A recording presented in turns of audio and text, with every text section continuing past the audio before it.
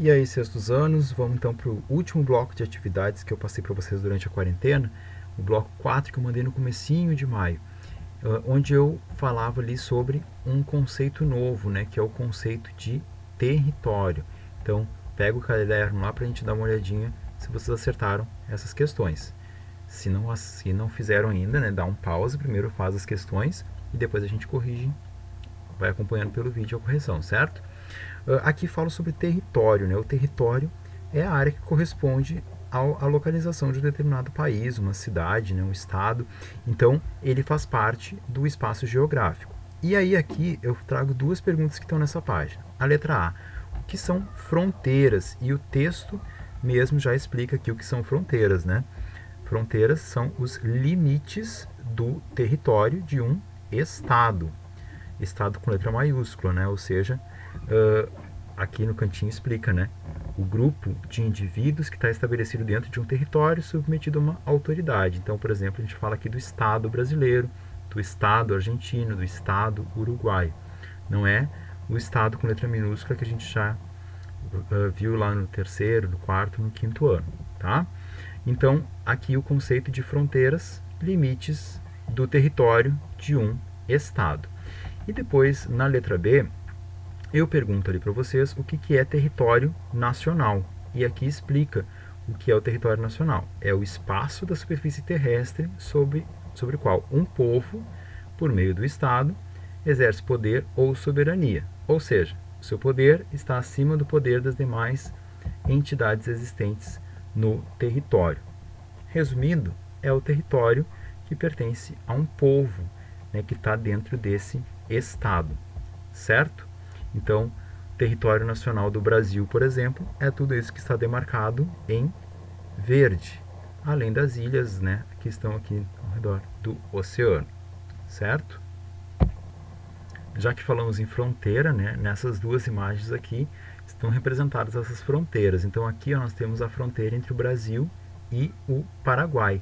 Então essa ponte aqui, né, que é a ponte da amizade, ela separa a cidade de Foz do Iguaçu no Brasil da Cidade del Este lá no Paraguai, lá no fundo, certo? E aqui nós temos uma outra imagem que representa a fronteira entre o Brasil e o Uruguai. Nesse caso aqui, são a localização, né, das bandeiras que indica o lado brasileiro, então aqui tem a bandeira do Brasil, e o lado do Paraguai. Então a fronteira é onde acaba o território de um estado e começa o do outro estado.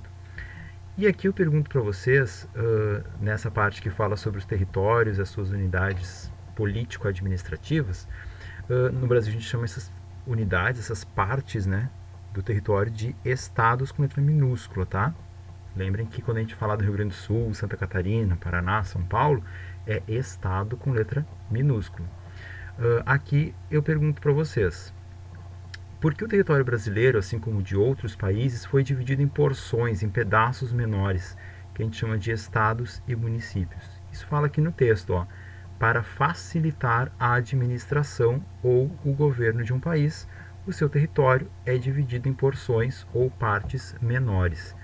Como o Brasil é um território muito grande, né, seria muito complicado para que uma pessoa sozinha administrasse ele todo. Então ele é dividido em porções menores para que, por exemplo, os prefeitos possam governar cidades e os governadores possam governar os estados. Então isso facilita a administração do território nacional como um todo. Depois eu trazia aqui uma questão que mostrava esse mapa e pedia para vocês responderem algumas perguntas. Então, a letra A. Cite a grande região do Brasil em que você mora. Eu espero que você tenha conseguido identificar que nós moramos na região sul, conforme mostra aqui, né? Nós estamos no Rio Grande do Sul, então a resposta é região sul. Letra B. Quais unidades da federação compõem essa grande região? Lembrando, unidades da federação são os estados. Quais são as unidades que compõem essa grande região? Rio Grande do Sul, SC, Santa Catarina e PR, Paraná. Letra C. Identifique as grandes regiões que fazem divisa com a grande região em que você vive. A grande região em que você vive é a região sul. Quais são as regiões que fazem divisa conosco? Ó, o amarelo, que é a região sudeste, e vocês podem ver que Paraná também faz limite aqui com a parte, tem divisa com a parte rosa, que é a região centro-oeste. Então a resposta da letra C, sudeste e centro-oeste. E a letra D, que relação existe entre a rosa dos ventos, essa que aparece aqui, que vocês viram lá no vídeo, e o nome de cada uma das 5 grandes regiões? Vocês podem notar que o nome de cada região depende da localização que elas estão na rosa dos ventos. Então aqui, ó, no alto nós temos a região norte, entre o norte e o leste nós temos o nordeste. Então essa daqui é a região nordeste. Entre o leste e o sul nós temos o sudeste. Então aqui nós temos essa região em amarelo, que é a região sudeste. A parte mais para baixo aqui nós chamamos de sul, então a parte mais extrema ao sul do Brasil leva esse nome.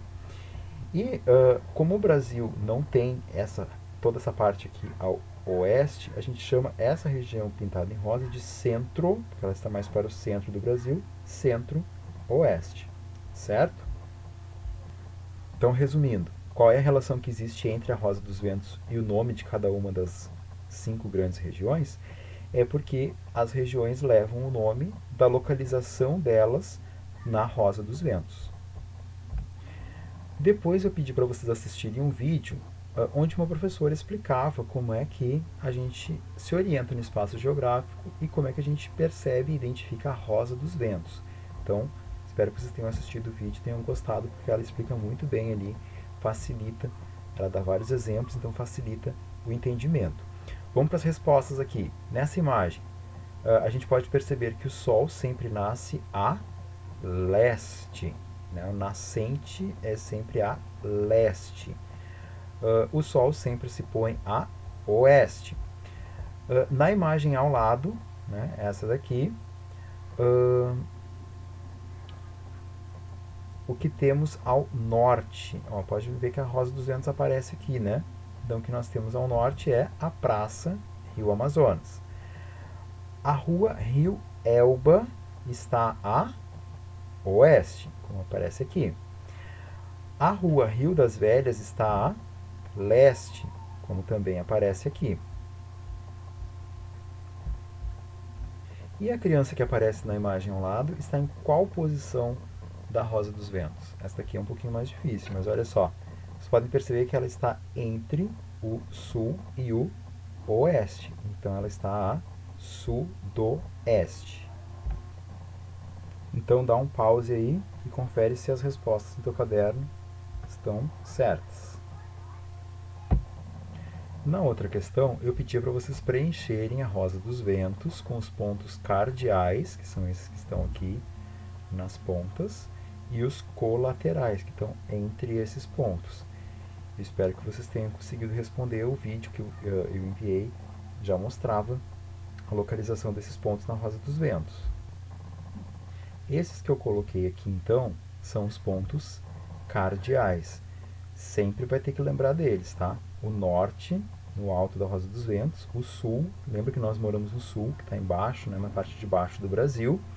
Aqui, desse lado, nós temos o oeste, desse lado nós temos o leste. Agora vamos colocar aqui o nome dos outros pontos. Entre o norte e o leste, se a gente juntar as palavras, a gente tem aqui o nordeste. Então, aqui nós temos o ponto colateral, nordeste. Entre o sul e o leste, nós temos o sudeste. Entre o sul e o oeste, é só ir juntando as palavras. Nós temos o sudoeste. Aí tem que aparecer o O, né? Porque é a ligação com o oeste. E entre o norte e o oeste, nós temos o noroeste.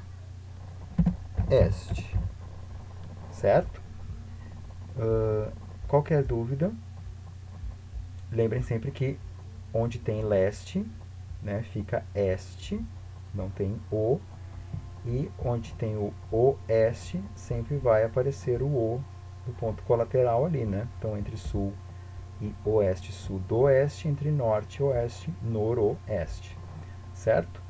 Qualquer dúvida, entre em contato que a gente tira essas dúvidas para vocês não voltarem para as aulas com muitas perguntas a fazer, porque daí a gente vai ficar atrasando no conteúdo, né? Então não deixa para tirar todas as dúvidas só quando a gente voltar às aulas, vai perguntando ao longo desse período de quarentena, certo? Um abraço para vocês, se cuidem, fiquem em casa, né? Preservem a saúde de vocês e da família de vocês, e a gente se vê na volta da quarentena. Vão fazendo as atividades aí. Eu deixei uma avaliação diagnóstica onde vocês vão tentar responder e a gente vai ver se eu posso seguir no conteúdo, se vocês ainda não entenderam algumas coisas e eu vou ter que ir retomando, certo? Então é a maneira de eu poder perceber como é que está o andamento de vocês, ok? Um abraço para vocês e até a volta.